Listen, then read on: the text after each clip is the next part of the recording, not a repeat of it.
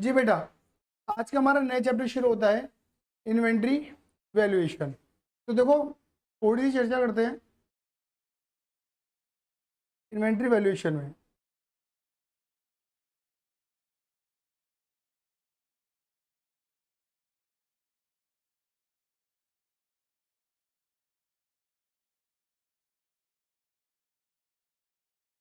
Inventory valuation देखो, पहले मैं ये बता दूं कि इन्वेंट्री जिसे आप नॉर्मली स्टॉक भी कह देते हो, तो कौन सी इन्वेंट्री की कैलकुलेशन हम कर रहे हैं। आप जब फाइनल अकाउंट बनाते हो, तो फाइनल अकाउंट में जब आप ट्रेडिंग अकाउंट बनाते हो, तो ट्रेडिंग अकाउंट में दो तरीके की इन्वेंट्री आप शो करते हो, पता है ना आपको। एक तो आप दिखाते हो यहाँ पे ओपनिंग इन्वेंट्री, जिसे आप कहते हो एक तरीके से ओपनिंग स्टॉक कहते हो, और एक आप दिखाते हो यहाँ पे कौन सी इन्वेंट्री, क्लोजिंग इन्वेंट्री, यानी कि क्लोजिंग स्टॉक। मेरी बात क्लियर होगी नहीं होगी, ये दो दिखाते हो।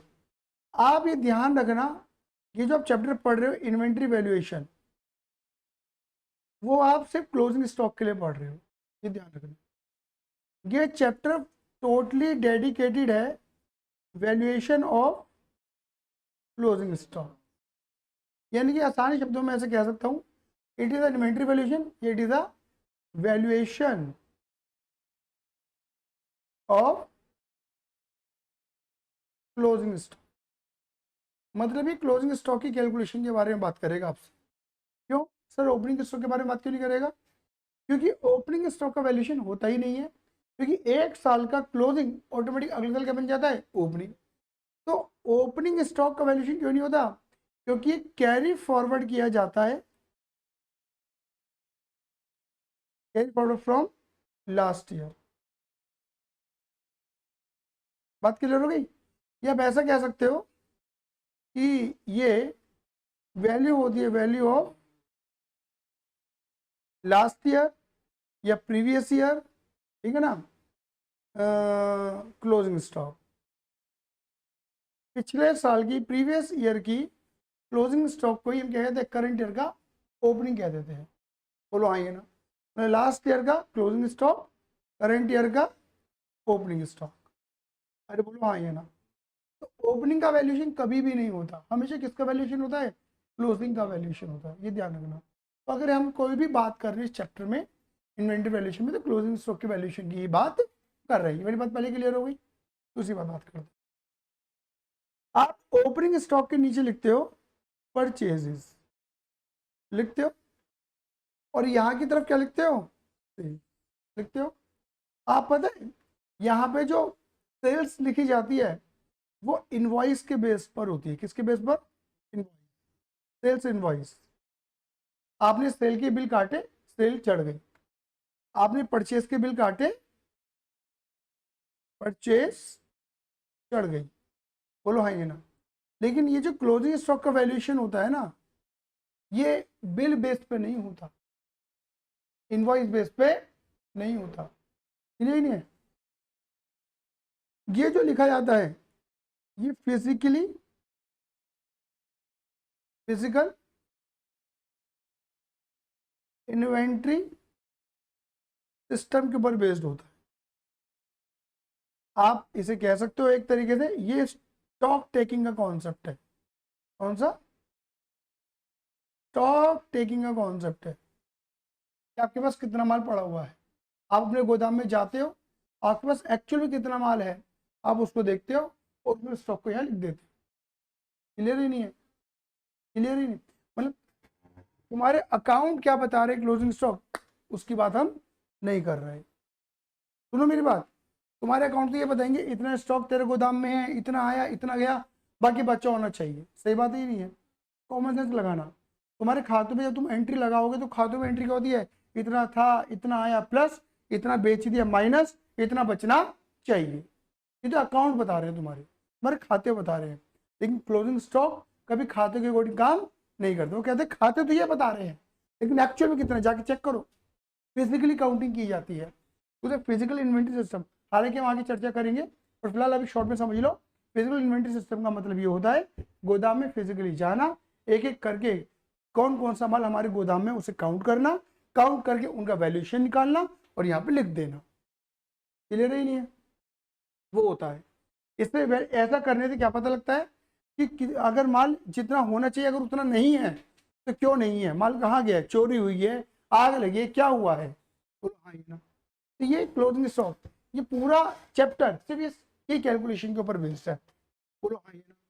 दूसरी बात, यहाँ पे जो क्लोजिंग स्टॉक लिखा जाता है फिजिकल इन्वेंट्री के साथ साथ क्या किया जाता है, कुछ एडजस्टेड भी किया जाता है। क्या किया जाता है, एडजस्टेड, एडजस्टेड किया जाता है। एडजस्टेड का मतलब क्या होता है कि कुछ माल ऐसा होता है जो एक्चुअली बिका हुआ होता नहीं है, फिर हम उसे बिका हुआ मान लेते हैं। अभी पढ़ा के ला रहा हूँ सेल्स ऑफ गुड्स, है ना, sales of goods of approval और रिटर्न बेसिस। अब मैंने क्या बताया, कुछ माल ऐसा होता है जो मेरे गोदाम में नहीं है, मेरे कस्टमर की लोकेशन पर है, लेकिन है वो मेरा। मैंने आपको समझाया भी था कि जो माल बिका नहीं वो बचा होगा, जो बचा नहीं वो बिका होगा। समझाया था नहीं समझाया था, मैंने मोटी मोटी बात ये बताई थी आपको, बोलो हाँ ये ना। अब जो सामान बिका तो नहीं है, sales of goods and approval का मतलब क्या है, जो माल बिका नहीं है, पर वो माल मेरे पास तो नहीं है, बिका भी नहीं और मेरे पास भी नहीं है, ये भी ध्यान रखना। वो कहाँ पर है, मेरे कस्टमर के पास है। और जब मैंने क्या करा होगा, फिजिकल स्टॉक कैलकुलेट करा होगा, तो वो माल मेरी दुकान में तो है नहीं, तो मेरी फिजिकल काउंटिंग में आया नहीं होगा, लेकिन है तो वो मेरा, ऑनरशिप तो मेरी है, तो मैं प्लस करूंगा, एडजस्ट करते उसे। तो हम क्लोजिंग स्टॉक काउंटिंग के साथ क्या करते हैं, कुछ एडजस्टमेंट भी करते हैं। अभी ऐसे क्वेश्चन तुम करोगे, उसे, इन क्वेश्चन को हम कहते हैं स्टॉक टेकिंग क्वेश्चन, और क्वेश्चन ये आता ही आता है आपके एग्जाम में, स्टॉक टेकिंग क्वेश्चन। आया समझ में नहीं आया, बात हम करेंगे। तो मेरी बात क्लियर हो गई, मैं इतनी सी बात बोलने थे तो ये समझाना चाह रहा हूँ कि पूरा चैप्टर क्लोजिंग स्टॉक के कैलकुलेशन के ऊपर काम करता है। बोलो हाँ ये, क्या मेरी बात क्लियर हो गई नहीं होगी, सिर्फ क्लोजिंग स्टॉक। आप समझ पा रहे हो कि इतनी बड़ी अकाउंटिंग में एक चीज को कैलकुलेट करना है। इसके लिए आईसीआई ने बना रखा है AS2, अकाउंटिंग स्टडी नंबर 2। बात क्लियर होगी नहीं होगी, ये पूरा चैप्टर आप दोबारा पढ़ोगे जब इंटर में आ जाएंगे, AS2 के नाम से पढ़ोगे आप, यही पढ़ोगे जो पढ़ा रहा हूँ, समझ गए।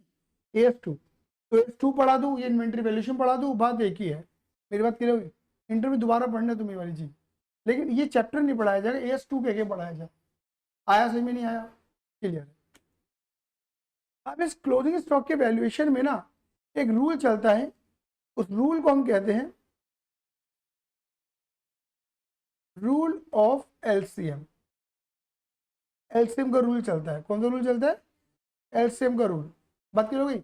अभी एलसीएम का रूल क्या है ये भी हम आगे पढ़ेंगे, मैं पूरी चर्चाओं में लेके नहीं जा रहा हूँ। बात शुरू करते हैं चैप्टर के साथ।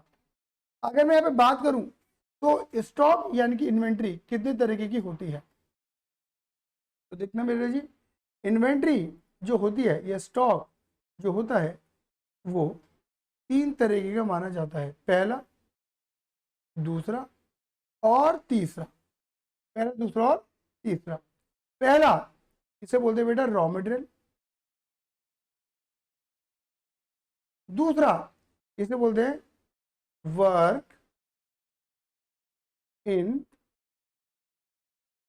प्रोग्रेस, तीसरा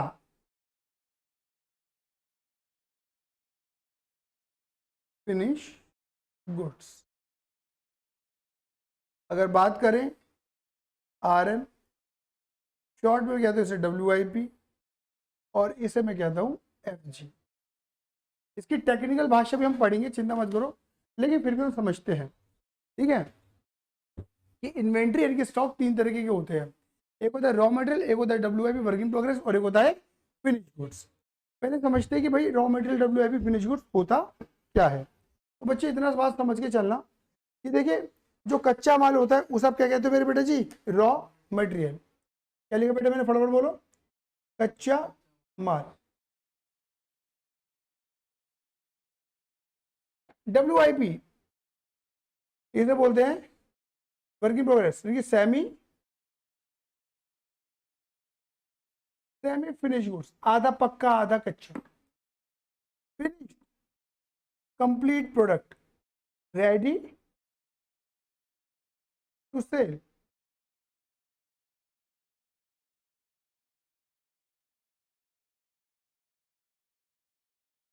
कंप्लीट प्रोडक्ट। आया समझ में नहीं आया? बोल दीजिए हाँ या ना। बढ़िया, तो ये है हमारा। अब इसका एग्जांपल देने के लिए मैं एक बढ़िया सा एग्जांपल देता हूँ जिसे हम बोलते हैं टी मेकिंग, चाय का एग्जांपल देते हैं। जैसे अगर फॉर एग्जांपल तुम सब बच्चों को चाय बनानी आती होगी, नहीं आती तो सीख लो। चाय बनाने का प्रोसेस क्या होता है बताइए? चाय बनाने के लिए क्या चाहिए हमें? चाय पत्ती, दूध। ये कोई चीज आराम से नहीं बोल सकता, ये कुछ भी चीज बोलेगा खींच के बोलेगा दूध, पत्ते।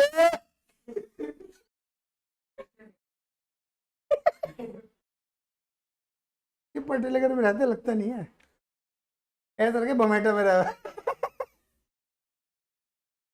हाँ जी, अब आराम से बोले तो भी अच्छा नहीं लग रहा ना। अदरक, अदरक, चलो, दूध, चाय पत्ती, अदरक, पानी, चीनी। अब बनाने के लिए कप चाहिए क्या? कप भी डुबाता है क्या? तुलसी पत्ता, और क्या डाल सकते हैं? लौंग, इलायची, ठीक है ना। तो आप, वो ऑब्वियस बात है, आपको कितने मतलब सामान डालना है वो अप टू यू, मतलब अलग अलग वाली बातें होती हैं, सब अपने अपने टेस्ट के अकॉर्डिंग बनाते हैं। हम ये मान के चलते हैं कि हम बिल्कुल बहुत बड़े वाली चाय बना रहे हैं, हम लौंग भी डालेंगे, इलायची भी डालेंगे, अदरक भी डालेंगे, चाय पत्ती भी डालेंगे, दूध भी डालेंगे, पानी भी डालेंगे, अदरक भी डालेंगे, ठीक है ना। अब मुझे बता के चलिए, अगर मान के चलिए कि वंश को चाय पीने का मन हुआ, और वंश ने आकर्ष से बोला कि भाई चाय पीने का मन कर रहा है, तो आकर्ष क्या ऐसे बोलेगा कि मुंह खोल,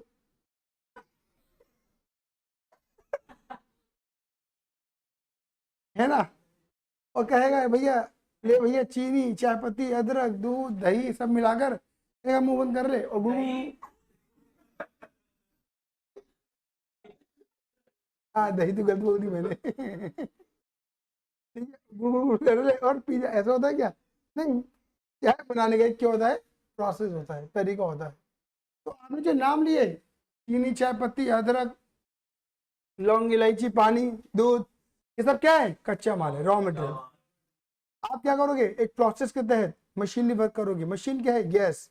गैस के ऊपर चाय दानी रखोगे, मतलब जिसमें आप चाय बनाते हैं, क्या दानी रखोगे? उससे पहले पानी डालोगे, पानी थोड़ा खदकेगा तो अदरक को मतलब थोड़ा घिस कर, लौंग को छील कर, आए ना, थोड़ी इलायची को छील कर, लौंग को थोड़ा सा तोड़ कर, ठीक है ना, डाल दोगे, थोड़ी पत्ती डाल दोगे, आएंगे ना। जब आप कलर आ जाएगा तो उसके ऊपर दूध डाल दोगे, आएंगे ना। फिर क्या डाल दोगे? चीनी डाल दोगे। लेकिन अभी चाय बन रही है, बनी थोड़ी ना है। ये क्या है? वर्किंग प्रोग्रेस, कार्य प्रगति पर है, कार्य चल रहा है, अभी हुआ नहीं है पूरा, आएंगे ना। और जब जैसे ही फिर हो गया, आप पहला उबाल, आएंगे ना, जैसे उबाल आने वाला होगा, क्रीमी क्रीमी सी चाय ऊपर आने लग जाती है, और आप एकदम अलर्ट हो जाते हो। जब तक ऊपर नहीं आ जाएगा तब तक चाय में आप मंदी नहीं करते हो गैस, आए ना, पूरा ऊपर आने। और आपकी टाइमिंग इतनी एग्जैक्ट होती है कि एक बूंद भी चाय बाहर नहीं आती। इस टाइमिंग पे क्या करते हो? एकदम ऐसे अलर्ट होके एकदम मंदी करते हो, सारा वो नीचे चले जाता है, जो ज्वालामुखी का लावा ऊपर आ रहा होता है, ठीक है। और जब वो नीचे चला जाता है बेसिकली, ठीक है, फिर खटका लेते हो, जो भी आपको 5 10 15 मिनट का खटका लेना होता है ना। थोड़ा और अच्छा रंग आ जाता है, पक जाती है चाय, छान देते हो, आप बेच लो या पी लो, वो क्या हो गया तुम्हारा? फिनिश गुड, मतलब कंप्लीट हो चुकी है चाय, हम बेच भी सकते हैं और हम पी भी सकते हैं। तो आपने देखा कि मैंने इस चाय बनाने के प्रोसेस में, इस चाय बनाने के,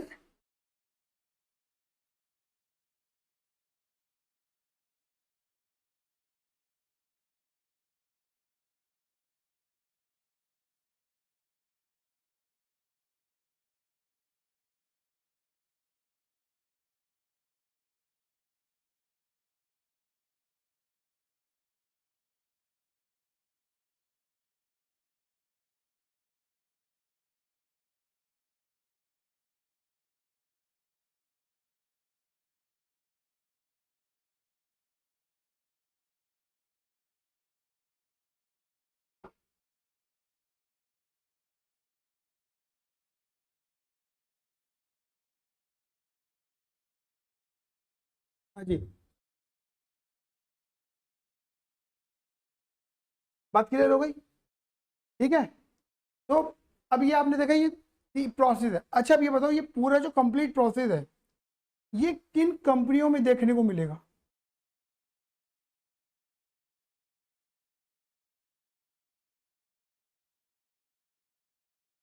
भाई मैन्युफैक्चरिंग में, सही बात।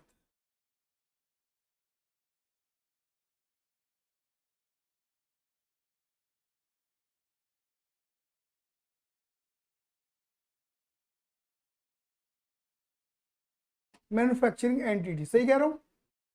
सिर्फ मैन्युफैक्चरिंग एंटिटी वो होती है जहां पर क्या होता है मेरे बेटा जी, पहले कच्चा माल आएगा, फिर प्रोसेस में जाएगा, एंड देन फिनिश बनेगा। सही बात ही नहीं है?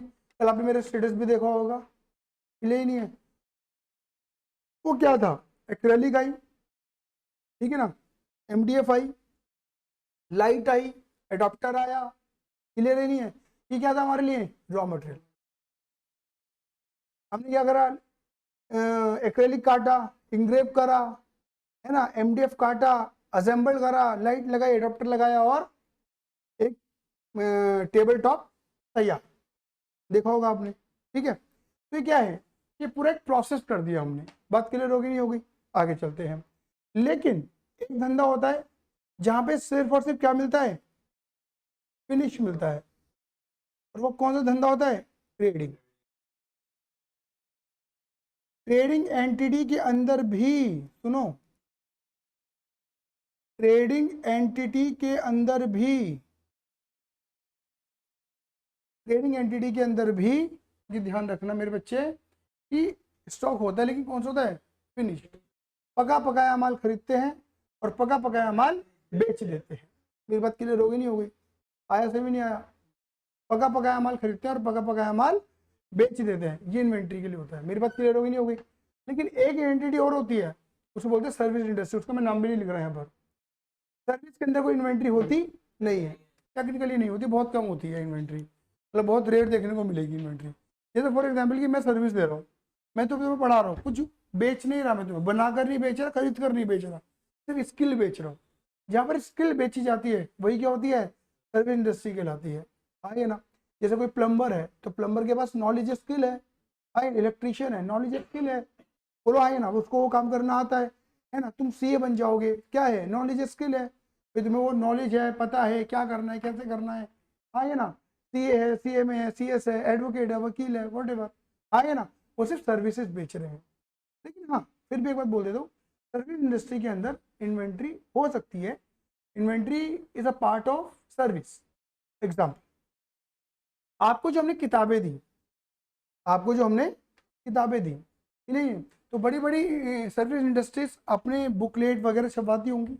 अगर मैं कह दूँ मुझसे कोई बड़ा कोचिंग वाला होगा, एग्जाम्पल ले लेते हैं, चलो कोई दिक्कत नहीं है, लग रहा होगा ब्रांडिंग है तो ब्रांडिंग ही ले लेते हैं, अन अकेडमी ले लो या फिजिक्स वाला ले लेते हैं, हाँ। तो वो ऑब्वियस बात है, अपना जो मटेरियल छपाते होंगे बहुत बल्क में छपाते होंगे, तो वो उनकी इन्वेंट्री हो जाती है। आएंगे ना, उन्हें वो वहाँ पर अपने स्टॉक मेंटेन करते होंगे, डेफिनेटली करते होंगे। लेकिन अगर कोई सर्विस इंडस्ट्री है वो लेस स्टॉक पे काम कर रही है तो वहाँ पर वो इन्वेंट्री वैल्यूएशन में काम नहीं करते। मेरी बात क्लियर होगी नहीं होगी? और कुछ तो मटेरियल, कुछ इस तरह का मटेरियल लगते ही नहीं है। मेरी बात क्लियर हो गई? यहाँ तक मेरी बात क्लियर है या नहीं है? बस अब आ जाओ, देखो मैं इसकी टेक्निकल लैंग्वेजेस तुम्हें समझाता हूँ। तो क्या लिखा है यहाँ पे, लिखा है inventory can be defined as a tangible current asset.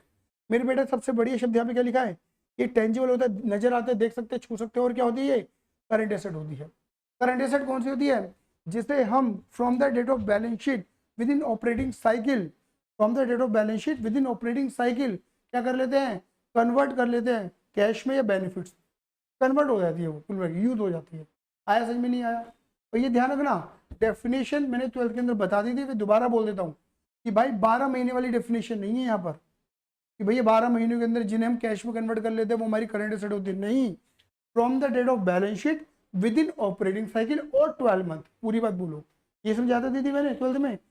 From the date of balance sheet date से विद इन ऑपरेटिंग साइकिल और 12 मंथ। अगर हमें ऑपरेटिंग साइकिल नहीं पता तो ऑपरेटिंग साइकिल 12 महीने की मान लेते हैं।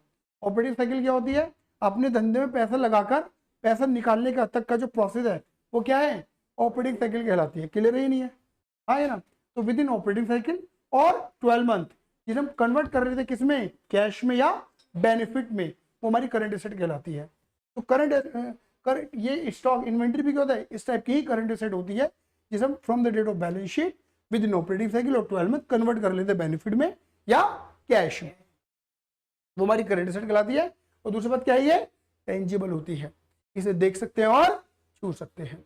अब देखो मैंने यहाँ पर शॉर्ट में लिखा भी हुआ है FG finish goods, WIP work in progress, RN raw material.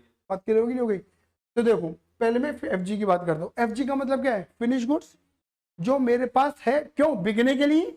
आज क्या लिखा है, हेड इनकी है for sale in the ordinary course of the business, जो बिजनेस की नॉर्मल ऑपरेटिंग साइकिल के अंदर बेचने के लिए माल रखा हुआ है। सही बात है, बोलो हाँ ये ना, ये तो बोला था, ये तो पढ़ा है हमने। WIP पढ़ के लिखा है इन द प्रोसेस, मशीनरी के अंदर है, इन द प्रोसेस, प्रोसेस में है, बना नहीं है, प्रोसेस में है, for production of such sale. Such sale का मतलब है ये सेल कब होगी, ये सेल कब होगी, जब WIP से माल फिनिश गुड्स बनेगा। ये लिखा है in the process production of such sale, मतलब इस सेल को इफेक्ट करने के लिए जो प्रोडक्शन कर रहे हैं उस प्रोसेस के अंदर माल पड़ा हुआ है। WIP आया, समझ में नहीं आया, तो टेक्निकल भाषा में लिखा हुआ है और कुछ नहीं है, आया। उसका देखो RM क्या है, रॉ मटेरियल, कच्चा माल, क्या लिखा है। और कंजम्पशन, रॉ मटेरियल क्या करते हो, कोई भी मैन्युफैक्चरिंग कंपनी रॉ मटेरियल बेचती, वो क्यों है रॉ मटेरियल के पास, कंजम्पशन करने के लिए। और रॉ मटेरियल कंजम्पशन करके क्या करती है, फिनिश गुड्स बनाती है। तो क्या लिखा है, for consumption in the production of goods और रेंडरिंग सर्विसेज फॉर सेल। क्या लिखा है, for consumption in the production, production में कंजम्पशन करने के लिए होता है, और गुड्स एंड रेंडरिंग सर्विसेज में, बोलो हाँ ये ना, सर्विसेज को देने में है ना, या फिर प्रोडक्शन को मतलब बनाने में जो भी हम कंजम्पशन करते हैं उन्हें हम रॉ मटेरियल कहते हैं। एग्जांपल देता हूँ, आपने जो है यस मैडम का नाम सुना होगा, लड़के तो बोलिए तू बोल रहा है, बुलाता है कि यस मैडम को, ठीक है। यस मैडम एक ऐप है ना, मतलब एक तरीके से दीदी उसके ब्यूटिशियन वगैरह बोलते हैं ना, क्या बोलते थे, मतलब एक तरीके से लाइक पार्लर सर्विसेज देता है वो, स्पेशली बॉयज़ की है ये नहीं मुझे पता, गर्ल्स की तो है। मतलब एक तरीके से जैसे नॉर्मली लेडीज जो होती है वो घर से बाहर निकल के ब्यूटी पार्लर में जाती हैं, वो ब्यूटी पार्लर ही घर में आ जाता है, अर्बन क्लब टाइप का होता है, लेकिन वो एक विंग पे काम कर रहे हैं, सिर्फ ब्यूटिशियन पे, मतलब सिर्फ पार्लर सर्विसेज पे काम कर रहे हैं, massage, what kind of massage वो सब दे रहे हैं। बात क्लियर होगी नहीं हुई? और वो क्या होते हैं, वो आपके मटेरियल से भी काम कर देंगे और अपना मटेरियल भी लाते हैं, आपको जैसा ठीक लगेगा वैसा काम करा लो, आप खाली अपना मटेरियल देके काम करवा लो, आपके मटेरियल सर्विस दे देंगे, खाली सर्विस चार्ज ले लेंगे आपसे, और उनका मटेरियल यूज़ करोगे तो फिर वो मटेरियल और सर्विस का पैसा लेंगे। क्लियर है? अभी फिलहाल मैं बात करता हूँ इस मैडम वाले जो इतने से क्रीम व्रीम रखते होंगे अपने पास, तो वो क्या है उनके लिए मटेरियल ही हो गया, और वो क्या करें उस मटेरियल को यूज करें फॉर रेंडरिंग सर्विस देने में, समझो, मतलब मसाज चल रही है मुंह पर मेरे, ठीक है। फिर क्या लिखा है, including maintenance supply store spare consumables other than machinery spares. यहाँ पे एक वर्ड है जो कि इंपॉर्टेंट है, other than machinery spares, important है, सुन लो मेरी बात, other than machinery spares, machinery spares including maintenance supplies stores spares consumables other.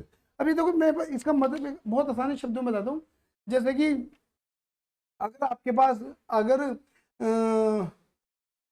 जैसे बिजली की प्लांट्स वगैरह पे इलेक्ट्रिसिटी चली जाती है तो वो जनरेटर चलाते हैं, अब जनरेटर किससे चलेगा, डीजल से चलेगा, तो डीजल को भी स्टॉक करना अलाउड होता है, इंडस्ट्रियल लेवल पे अलाउड होता है, डीजल को स्टॉक करना भी क्या उनके लिए रॉ मटेरियल है। तो वही लिखा है मेंटेनेंस सप्लाई स्टोर्स स्पेयर्स वगैरह, है ना, कोई स्पेयर पार्ट वगैरह होता है, स्पेयर पार्ट जैसे कि एग्जांपल देते हैं, कई मशीन होती है जो कटिंग मशीन्स होती हैं, हर इंडस्ट्री के अकॉर्डिंग अलग अलग लेवल पे कटिंग मशीन अलग अलग होती हैं। तो ऑब्वियस बात है, जैसे कटिंग मशीन में आपके घर में सबसे बढ़िया कटिंग का ब्लेड होता है, जैसा आपके घर में चाकू है, आपको पता है कि एक समय के बाद चाकू खराब होता है, धार खत्म हो जाती है, और स्पेशली अगर देखो ओल्ड इज गोल्ड वाली ट्रेडिशन में काम करेंगे, जो लोहे के चाकू होते थे जिसके पीछे नॉर्मल लकड़ी लगी रहती थी, वो तो बहुत ओल्ड इज गोल्ड है, वो बहुत लंबे समय तक चलता है। लेकिन आजकल का जो नॉर्मल होता है वो डी मार्ट एंड अलग अलग जगह से जाके जो हम नॉर्मल फैंसी से चक्कू उठा के लाते हैं, वो एक समय के बाद मतलब 1-2 महीने 3 महीने चलते उसके बाद बेकार है, खराब है। आए ना, फिर वो नए आते हैं उन पर धार भी नहीं लगवाते लोग, टैग देते हैं उन्हें। आया समझ में नहीं आया? अब ये जैसे ऐसी इंडस्ट्री के अंदर जो मशीनें होती हैं, ब्लेडिंग मशीनें होती हैं, तो ब्लेडिंग मशीनें क्या होती है भाई, एक समय तक वो शार्प काटेगी जैसा प्रोडक्ट कटना चाहिए, लेकिन एक समय के बाद ब्लेड तो खराब होगा ना यार, क्लियर ही नहीं है। अब ऑब्वियस बात है, ब्लेड पे धार लगवाने का तो प्रोसेस इंतजार करेगा नहीं, बंदा क्या करेगा, ऐसे पेज खोलेगा, ब्लेड निकालेगा, दूसरा ब्लेड, नया ब्लेड लगाएगा, पेज कस देगा, यही करेगा बंदा। बोलो आए ना। तो मुझे बताओ कि जो जो इंडस्ट्री वाला बंदा है, जो फैक्ट्री चला रहा है, जो प्रोडक्शन चला कर रहा है, क्या वो ये करेगा, अरे ब्लेड खत्म हो गया रामू, जब ब्लेड लिया बाहर से, ऐसा होगा? ये अपने पास पहले से 2-4 रखेगा, पहले से रखेगा अपने पास। कॉमन सेंस है ये नहीं है? क्योंकि उसे पता है कि मेरा प्रोडक्शन रुकना नहीं चाहिए। तो वही देखो, स्पेयर कंज्यूमेबल्स वगैरह जो होते हैं हमारे लिए, आया समझ नहीं आया, ये सब आरएम का पार्ट है, रॉ मटेरियल का पार्ट होता है। बस मशीनरी स्पेयर्स को नहीं रखते हम, मशीनरी स्पेयर्स को नहीं रखते, इसकी चर्चा भी हम करेंगे। तो मैंने वही देखो यहाँ पे लिख दिया है, inventory can B of 3 type, 3 तरीके की होती है, raw material, WIP and finish goods. मैंने वही वाली बात लिखी जो मैंने बोला था। अब देखो क्या लिखा है, ये इंपॉर्टेंट है, क्या लिखा है, raw material include material required for finish goods. Raw material के अंदर क्या इंक्लूड है, जो फिनिश गुड्स बनाने के लिए मटेरियल की रिक्वायरमेंट है वो इंक्लूडेड है। मेंटेनेंस सप्लाईज मैंने बता दिया, स्टोर स्पेयर्स मैंने बता दिया, पैकिंग मटेरियल बता दिया, पैकिंग मटेरियल भी रॉ आरएम का पार्ट है। अब जैसे एग्जांपल क्या है, जो पैकिंग होती है वो मटेरियल का ही पार्ट है हमारे। एग्जांपल की बात करके चलते हैं, जैसे कि आप जो है आपके घर में मान लो टाटा की चाय पत्ती आती है, हाँ है ना, तो आप ऑब्वियस बात है, जब आप किसी दुकानदार के पास जाते हो कि भैया टाटा की चाय पत्ती दे देना, तो वो ऐसा तो नहीं कहता ना कि हाँ ले भाई हाथ कर, हाथ में डाले यार तुम्हारे, नहीं, वो ऑब्वियस आधा किलो 250 ग्राम 1 किलो का पैकेट निकाल के देता है। तो वो पैकेट बकायदा पैक होके आ रहा है मामला, बोलो हाँ ये ना। तो वो पैकिंग जो है वो मटेरियल का पार्ट, मतलब सेल का पार्ट है, मटेरियल का पार्ट है, मतलब मटेरियल के साथ ही चलेगा वो पैकिंग। आया समझ में नहीं आया? क्लियर नहीं है? जब तुम दंत कांति लेने जाते हो बाबा रामदेव का, तो ऐसा तो नहीं होता ना भाई दंत कांति दे देना, ले मुंह खोल, ऐसा तो नहीं होता, नहीं होता ऐसा बिल्कुल भी। वो भी बात है, एक डब्बे में एक ट्यूब में बकायदा प्रॉपर तरीके से पैक, तो वो मटेरियल का ही पार्ट है, हमारे प्रोडक्ट का ही पार्ट है वो पैकिंग। आया? तो वो भी आरएम कहलाता है, consumable loose tools use in the production process. जो प्रोडक्शन के अंदर जो भी चीजें यूज हो रही हैं वो सब रॉ मटेरियल का पार्ट मानी जाती है। इन्वेंट्री नॉट इंक्लूडेड, इन्वेंट्री में क्या नहीं आता, WIP फॉर कॉन्ट्रैक्ट। कॉन्ट्रैक्ट क्या होता है, जैसे यहाँ पे कंस्ट्रक्शन कॉन्ट्रैक्ट की बात कर रहे हैं, AS7। अभी कंस्ट्रक्शन कॉन्ट्रैक्ट क्या होते हैं, जैसे कि पुल बनाना है, सड़क बनानी है। अब वो भी बात है, जैसे सड़क बनाने में क्या लगेगा, रोड़ी, पतली वाली मोटी वाली भी, और वो 3 तरह की रोड़ी लगती है वहां पर, आएगा ना। एक तो सबसे नीचे की लेयर होती है बहुत मोटी, फिर उससे थोड़ी सी पतली, फिर सबसे बारीक वाली लगाई जाती है। ऐसे होता नहीं होता है, तार के अंदर तारकोल के अंदर मिलाकर जो लगाई बिछाई जाती है, ऐसा होता है ना, तारकोल लगता है हमारा, ठीक है। तो ये कह रहे हैं कि ये वाला ये इन्वेंट्री का पार्ट नहीं है, क्यों, ये AS2 के अंदर डिस्कस नहीं होता, इसके लिए AS अलग बना हुआ है, समझ गए। तो जिसके लिए AS, जिस सेगमेंट के लिए AS अलग है, वो इस वाले AS में काउंट नहीं किया जाएगा, ठीक है ना। फॉरेस्ट, मिनरल ऑयल्स, ओट, गैसेस, लाइव स्टॉक, ये इन्वेंट्री का पार्ट नहीं है। अगर कोई डेयरी का काम करता है, उसने 50 भैंसें पाल रखी हैं, तो वो ये नहीं कह सकता कि जो 50 भैंसें मेरी इन्वेंट्री हैं, वो लाइव स्टॉक है भाई, ये ध्यान रखना, इन्वेंट्री का पार्ट नहीं कहलाएगा, ठीक है ना। और gases, live stock, mineral oils, forest, मतलब अगर तुम खेत खलियान बागान तुम्हारे पास है, मतलब 100 आम के पेड़ तुम्हारे पास है, तो तुम्हारी इन्वेंट्री का पार्ट नहीं, यहाँ पे डिस्कशन नहीं होने वाला, कि नहीं है। AS2 में इसका डिस्कशन नहीं आता, बात करोगे, इनके लिए अलग AS बने हुए हैं। आया से भी नहीं आया?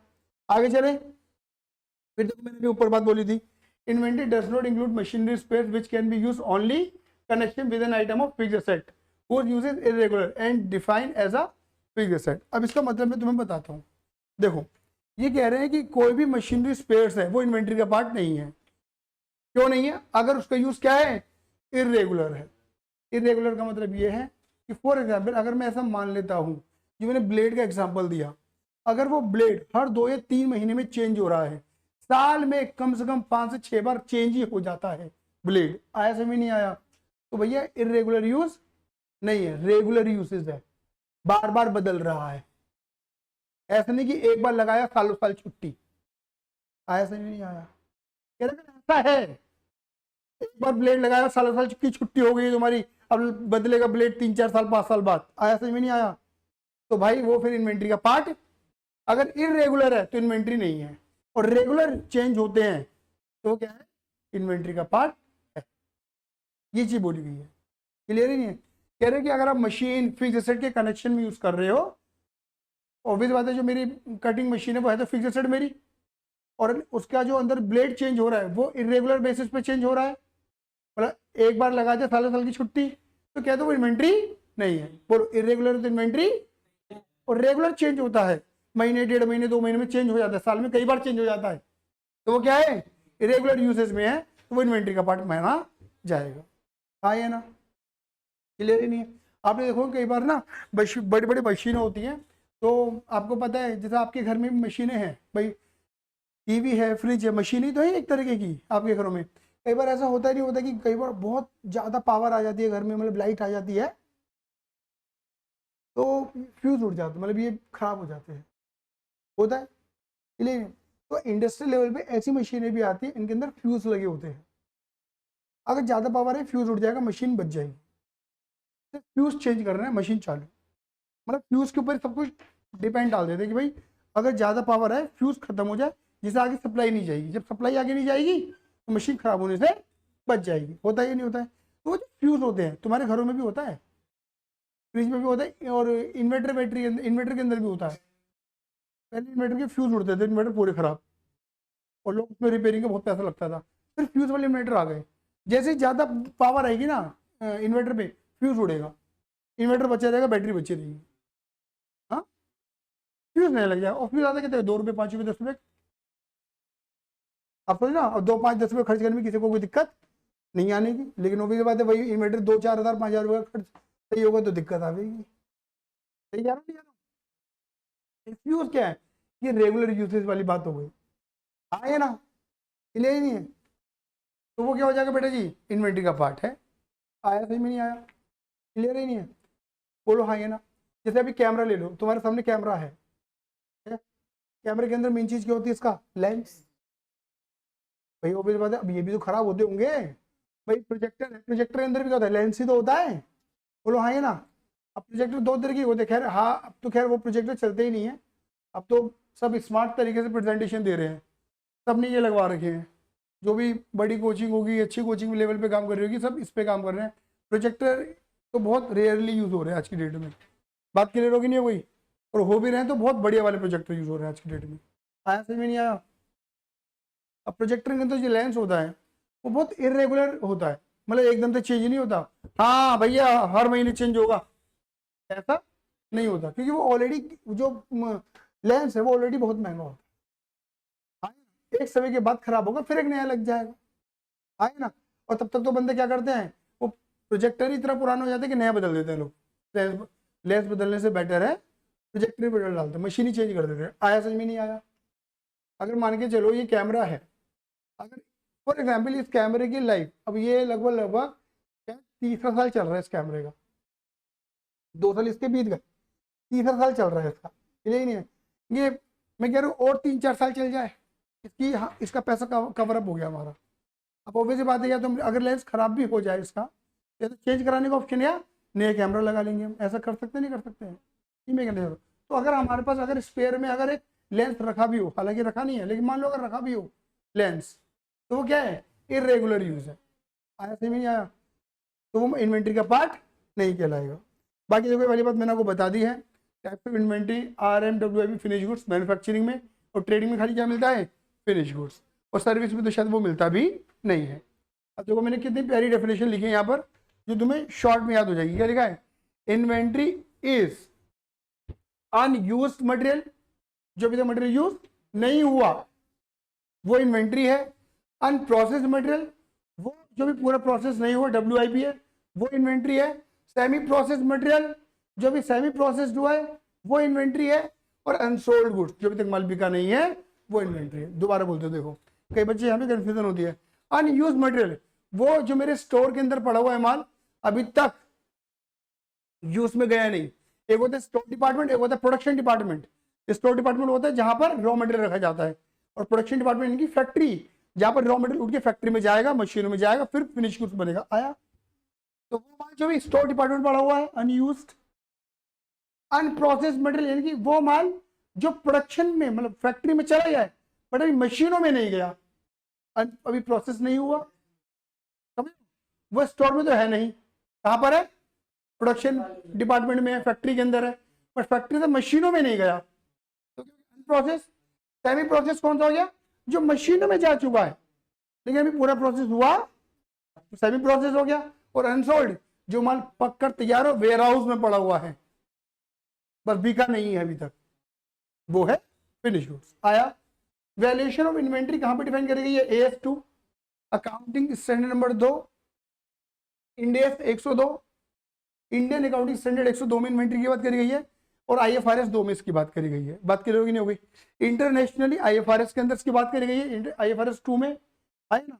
और इंटरनेशनली IFRS 2 को इंडिया में इंडेस कहा गया है, इंडिया में IFRS को IFRS नहीं कहा गया, इंडिया में IFRS को इंडेस कहा गया है।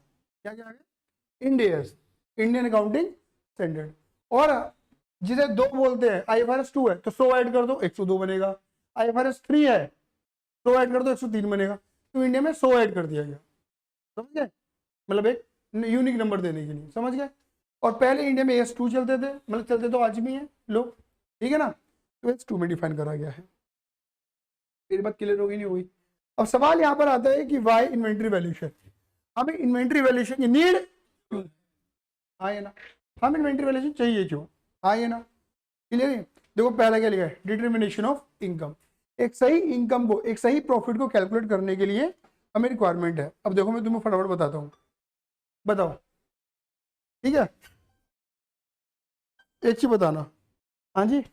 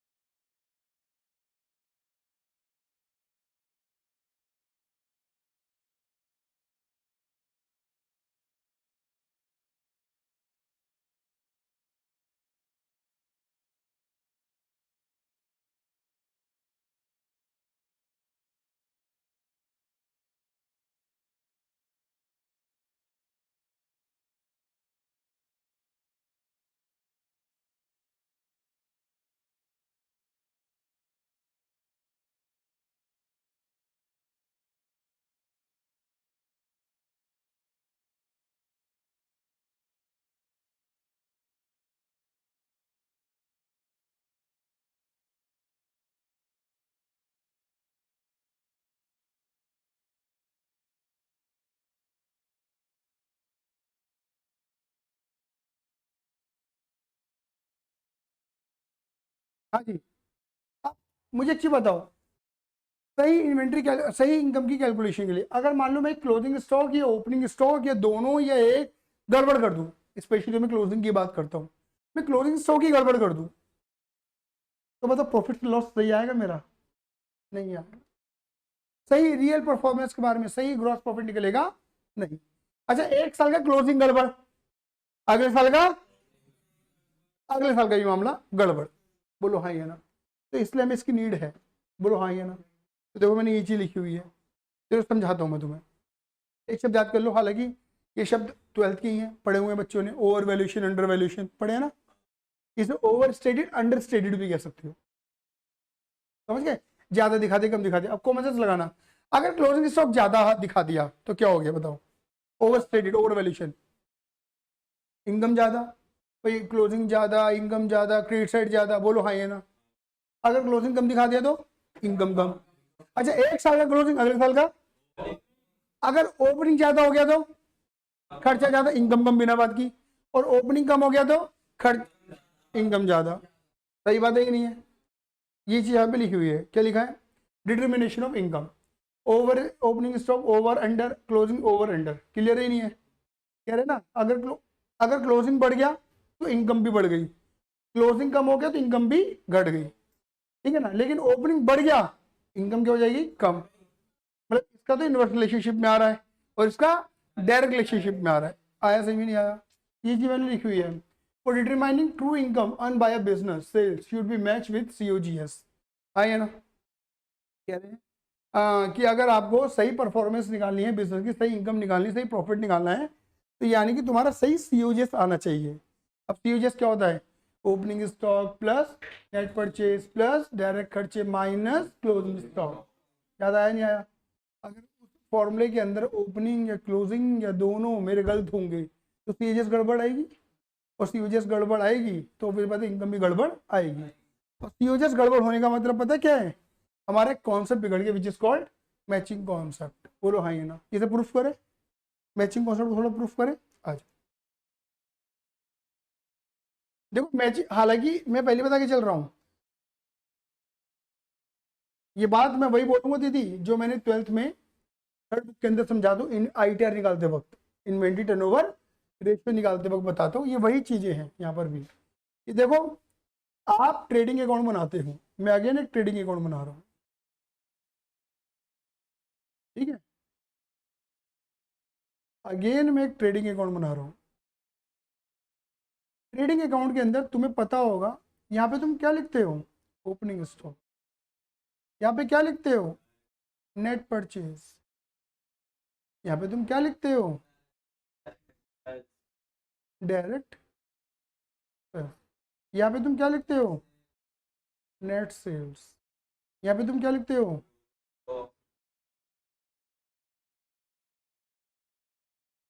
यहाँ पे तुम्हारा निकलता है GP या GL, ग्रॉस प्रॉफिट या ग्रॉस। ये वाली बात है। मैं मान लेता हूँ कि 15 लाख रुपए है, सेल क्या है, 15 लाख की सेल। अब देखो COGS का फॉर्मूला पढ़ते हैं। COGS बोलो, opening stock plus net purchase plus direct expense minus closing. Clear है? अब इसे पढ़ते हैं। मान लो 1 लाख रुपए का माल मेरे पास था, 10 लाख रुपए का माल मैंने बाय करा, बाय करने में 2 लाख रुपए का डायरेक्ट खर्चा करा, कैरिज पेड वेजेस वगैरह, हाँ, और मान लो 4 लाख का माल मेरे पास बच रहा है। कितना बताओ, बताओ पहले बताओ, कितना माल था मेरे पास, 13 लाख का। 13 में से कितना माल बच रहा है, 4 लाख का। कितना बचा, 9 लाख का माल कहाँ गया, बेच दिया। कॉस्ट ऑफ गुड सोल्ड, कॉक्स कम लगे, कॉस्ट ऑफ गुड सोल्ड का मतलब क्या है, गुड सोल्ड, जो माल मैंने बेच दिया वो मुझे कितने का पड़ा था, 9 लाख का। मैचिंग कॉन्सेप्ट क्या कहता है, जो ट्रेडिंग और PNL account is totally depend on what, matching concept. आए ना? मैचिंग ये कहता है कि अगर तुम्हें किसी भी पर्टिकुलर ईयर का परफॉर्मेंस मेजरमेंट कर रहा है अपने बिजनेस का, बोलो किसी भी पर्टिकुलर ईयर का परफॉर्मेंस मेजरमेंट करना है अपने बिजनेस का, तो तुम्हें उसी पर्टिकुलर ईयर से कनेक्टेड ही इनकम दिखानी है और उसी पर्टिकुलर ईयर से कनेक्टेड ही खर्चे दिखाने हैं। मतलब इनकम और एक्सपेंस शुड बी मैच। बोलो आएंगे ना? सपोज मान के चलो दीदी, इस 9 लाख रुपए के अंदर 10,000 किलो माल था, 10,000 किलो माल था, तो 10,000 किलो माल मुझे कितने का पड़ा, 9 लाख। लेकिन वो 10,000 किलो माल मैंने बेचा कितने में, 15 लाख में। मेरी बात क्लियर हुई नहीं हुई? अरे बोलो हाँ या ना? क्लियर ही नहीं है? तो 10,000 किलो की खर्चा दिखाया, 10,000 किलो की इनकम दिखाई, मैचिंग है ये नहीं है? बोलो हाँ या ना? अब देखो तुम ये पूरा फॉर्मूला, कॉक्स का फॉर्मूला यहाँ दिखता है तुम्हें, याद है मैंने क्या बताया था? हालांकि ये सेम चीज हम फाइनल अकाउंट के अंदर भी करते हैं, याद है दीदी? ये क्या बन गया, तमंचा।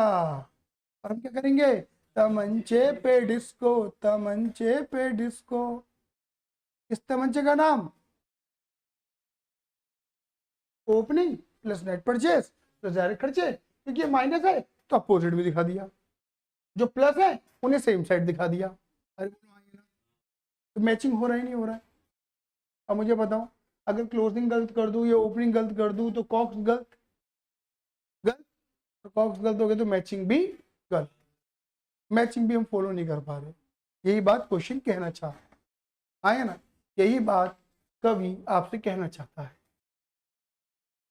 It have major impact on income, wrong recording of value gives wrong amount of profit. मैंने सीओजीएस का फॉर्मूला भी लिख के बता दिया, आया समझ में नहीं आया? अब कॉमन सेंस लगाओ, मैं आगे बोलना नहीं मुझे तो बता दो। Financial position, closing stock balance sheet में भी जाता है, पता सबको।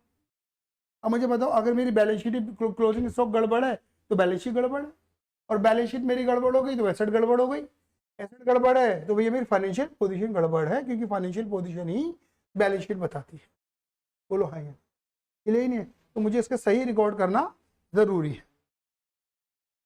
लिक्विडिटी एनालिसिस, अब बताओ सारे बच्चे 12th में पढ़ के बैठे हो, लिक्विड रेशियो आपने पढ़ा है, जैसे कि करंट रेशियो पढ़ा है आपने, लिक्विड रेशियो पढ़ा है आपने, पढ़ा ही नहीं पढ़ा है? अगर मेरे स्टॉक वैल्यूएशन गलत है तो जो लिक्विडिटी की कैलकुलेशन है मेरी वो भी क्या होगी, गड़बड़ होगी। ये लिखा है inventory is classified as a current asset, therefore it is the part of net working capital. बोलो हाँ ये ना, ठीक है ना, which reveal liquidity position of the business. बोलो हाँ ये ना, तो हमारे बिजनेस की लिक्विडिटी खराब निकल कर आएगी। मतलब देखो ये बोल रहा है कि इन्वेंट्री जो है वो करंट एसेट का पार्ट है, और करंट एसेट किसका पार्ट है, वर्किंग कैपिटल का। बिना करंट एसेट के वर्किंग कैपिटल निकलती नहीं है। और वर्किंग कैपिटल क्या होती है, वर्किंग कैपिटल ये बताती है कि मेरे रूटीन के बिजनेस को चलाने के लिए कितना पैसा जरूरी है। और अगर क्लोजिंग स्टॉक की गड़बड़ है तो वर्किंग कैपिटल गलत निकल कर आएगी। आया से नहीं आया? और इसकी जरूरत क्यों है, स्टैच्यूटरी कंपाइलेंस। स्टैच्यूटरी कंपाइलेंस का मतलब है, कंपनी एक्ट 2013 भी ये कहता है कि भैया आपको सही इन्वेंट्री वैल्यूएशन करना चाहिए। ये कंपनी एक्ट कहता है बेटा जी, क्लियर ही नहीं है? आया ना, कंपनी एक्ट के अंदर भी इन्वेंट्री वैल्यूएशन की बात करी गई है, और स्टॉक ऑडिट इनकम टैक्स वाले भी करवाते हैं, क्लियर ही नहीं है? वो भी कहते हैं, क्लियर? मतलब एक तरीके से एमसीए मतलब कंपनी एक्ट के लिए, और इनकम टैक्स ऑडिट के अंदर भी होता है, इन्वेंट्री वैल्यूएशन वगैरह भी होता है। आया से भी नहीं? तो स्टैच्यूटरी कंपाइलेंस यानी कि कानूनी बाध्यता, कानून कहते हैं कि भैया तुम्हें करना पड़ेगा। तो मैंने 4 बातें बताई आपको, क्या? सही इनकम निकालने के लिए, सही फाइनेंशियल पोजीशन निकालने के लिए, सही लिक्विडिटी के एनालाइज करने के लिए, और कानून को फॉलो करने के लिए जरूरी है। आया समझ में नहीं आया? अब देखो मैंने सबसे ऊपर क्या लिखा है, इसे पढ़ो, क्लियर है? क्या लिखा है, at the end of the year every business entity need to ascertain closing balance of the stock. ये बोला मैंने आपको, हर साल के एंड में हर एंटिटी को अपने क्लोजिंग स्टॉक निकालने की बहुत ज्यादा जरूरत है। Which comprise of stock of RM, WIP, finish goods, जिसके अंदर तीनों तरीके के रॉ मटेरियल आ जाते हैं, and miscellaneous item. Value of closing stock is put in the financial statement. Financial statement का मतलब है trading P&L and balance sheet. Financial statement में बैलेंस शीट नहीं होता, दोनों होता है, ठीक है ना? रॉन्ग अमाउंट में indicate wrong performance and position. बोलो हाँ ये ना, अगर गलत अमाउंट लिखोगे तो गलत परफॉर्मेंस, परफॉर्मेंस का मतलब प्रॉफिट लॉस, पोजीशन का मतलब है बैलेंस शीट। आया सही में नहीं आया? गलत होगा। Inventory is most significant component of the current asset held by trading और मैन्युफैक्चरिंग। इन्वेंट्री जो है सबसे इंपॉर्टेंट करंट एसेट्स के अंदर आती है, जो कि एक ट्रेडिंग कंपनी और एक मैन्युफैक्चरिंग कंपनी के अंदर होती है। It affects efficiency operation, some are basic reason which are given below. आया नहीं आया? क्लियर है ना? अब आते देखो यहां पर, अब यहां से शुरू होता है वैल्यूएशन। ये तो मेरी इंट्रो हो गया सारा। अब यहां से शुरू होता है क्या, वैल्यूएशन। एक बार देखिए, यहां से शुरू होता है वैल्यूएशन। वैल्यूएशन की शुरुआत है प्रूडेंस प्रिंसिपल, इसे कंजर्वेटिव प्रिंसिपल भी कहते हैं। क्या कहते हैं? Conservative principle, prudence principle. इसकी बात करेंगे आज हम कि भैया ये जो प्रूडेंस प्रिंसिपल की मैचिंग का तो मैंने बता दिया ना, मैचिंग कैसे लगता है। अब इन्वेंट्री वैल्यूएशन प्रूडेंस प्रिंसिपल से या कंजर्वेटिव प्रिंसिपल से कैसे कनेक्टेड है, ठीक है? इन्वेंट्री वैल्यूएशन प्रूडेंस प्रिंसिपल से या कंजर्वेटिव प्रिंसिपल से कैसे कनेक्टेड है, आओ हम उसकी चर्चा कर लेते हैं, ठीक है? देखो मैंने वही करा है, वैल्यूएशन प्रिंसिपल को मैंने 2 पार्ट में बांटा है। 3 तरीके की मेरी इन्वेंट्री है, फिनिश गुड्स, WIP और रॉ मटेरियल। बात करोगे तो मैं अभी रॉ मटेरियल WIP को मैंने एक कटघरे में खड़ा करा है, और रॉ मटेरियल को एक अलग कटघरे में खड़ा करा है। तो पहले मैं बात करूंगा किसकी, फिनिश गुड्स की। मैं WIP की बात नहीं कर रहा, मैं किसकी बात कर रहा हूँ, खाली फिनिश गुड्स की। इसको मैं बाद में पढ़वाता हूँ, पहले तुम्हें एक नॉर्मल एग्जाम्पल देके तुमसे प्रूफ करवाता हूँ, ठीक है? मान लो यशिका की एक दुकान है, यशिका की एक दुकान है, ठीक है ना, और इसका मोबाइल स्टोर है, ये डिफरेंट डिफरेंट कंपनियों की मोबाइल बेचती है। अब ये मोबाइल यशिका की दुकान में रखा हुआ था। मान लो यशिका ने ये मोबाइल खरीदा था, इसकी जो परचेज प्राइस था, इसकी परचेज को पड़ा था, ये 12,000 का इसे पड़ा था, हाँ है ना। अब जिस टाइम पे इसने खरीदा था उस टाइम पे मार्केट में ये बिक रहा था, लोग दुकानदार इसके कॉम्पिटिटर बेच रहे थे, 15,000 का बेच रहे थे। मेरी बात क्लियर होगी नहीं होगी? इसे पड़ा 12 का और दुकानदार कितने का बेच रहे थे? 15 का बेच रहे थे। मेरी बात क्लियर होगी नहीं होगी? हाँ है ना। बट एक तरीके से ईयर एंड आ गया, 31 मार्च आ गया और अभी तक ये मोबाइल इससे बिका नहीं, इसकी दुकान में ही है। बात क्लियर होगी नहीं होगी? हाँ है ना, क्लियर है मेरी बात? 31 मार्च जब आया तो 31 मार्च में कंपनी ने एक नया मोबाइल और लॉन्च कर दिया, और जब कंपनी अपने नया मोबाइल लॉन्च करती है तो पुराने की वैल्यू डाउन हो जाती है। आप सभी को पता है, पुराने थोड़े सस्ते हो जाते हैं, ऐसा होता भी है, क्लियर ही नहीं है? ठीक है, तो अब यही मोबाइल जो है मान के चलो, ठीक है, जो 15 का बिक रहा था अब मार्केट में मात्र 12,500 का बिक रहा है, 12,500 का बिक रहा है। क्लियर ही नहीं है? तो मुझे बताओ, अगर कोई दुकान, कोई ग्राहक इसके पास आया और ये सेम मॉडल मांगने लगा और ये वहां पे चीख चीख के चिंगाड़ चिंगाड़ के कह रही 15,000, क्या वो खरीदेगा? नहीं। हम ये मान के चल रहे हैं कि जो ग्राहक है वो चोमू नहीं है, ठीक है ना, आदर्श की तरह, ठीक है ना, मतलब ऐसा नहीं कि उसका पागल कट जाएगा। हमें मान के वो रेशनलाइज्ड है, उसे सारी समझ है, और आजकल ग्राहक ऐसा करके चलता है, वो दुकान में चढ़ने से पहले अमेजोन फ्लिपकार्ट पर रेट देख लेता है। होता है या नहीं होता है? तुम करते नहीं करते वैसा? करते। डिफरेंट डिफरेंट साइड से आपको पता लग जाता है कि भैया ये सेम मॉडल इतने का मार्केट में है।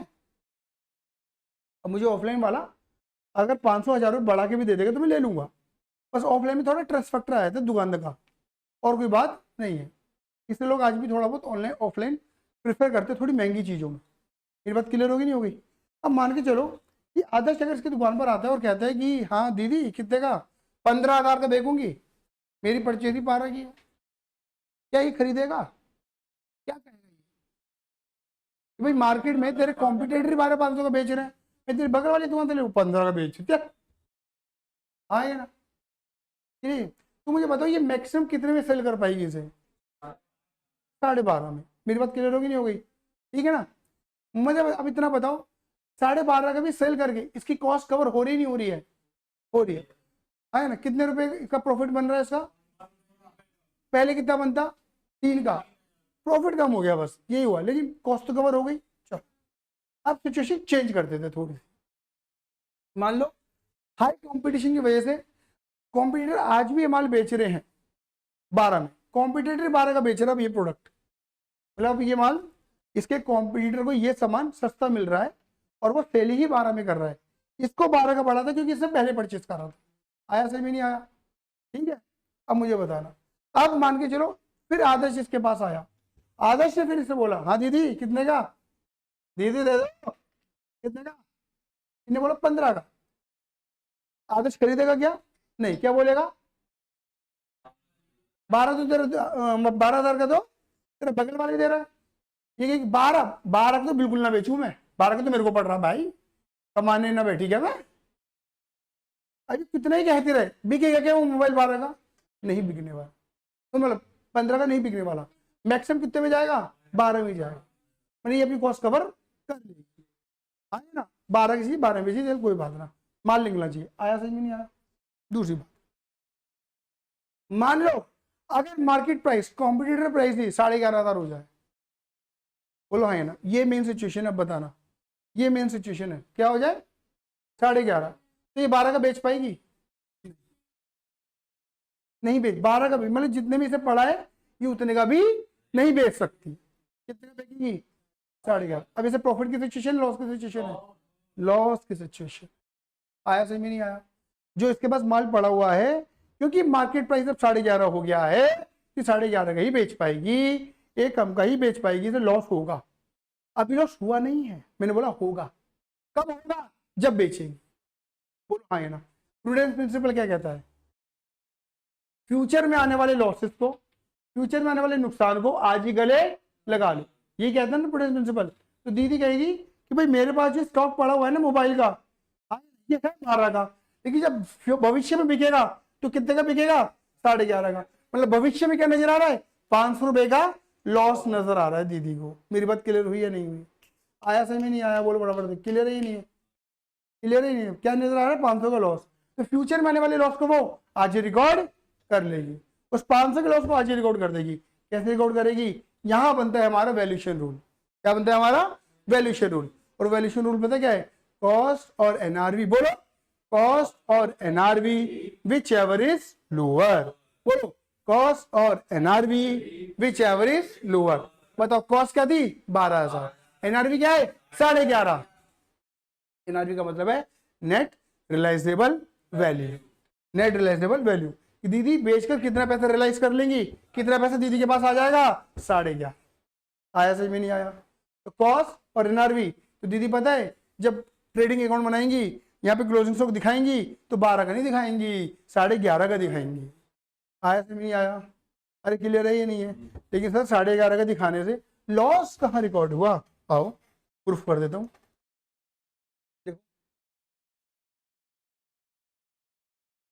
यहाँ पे मैं हेडिंग डालता हूँ,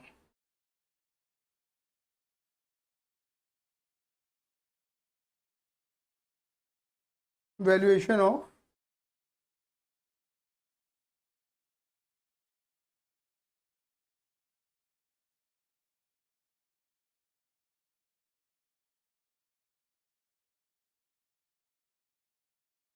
ठीक है। यहाँ पे देखो,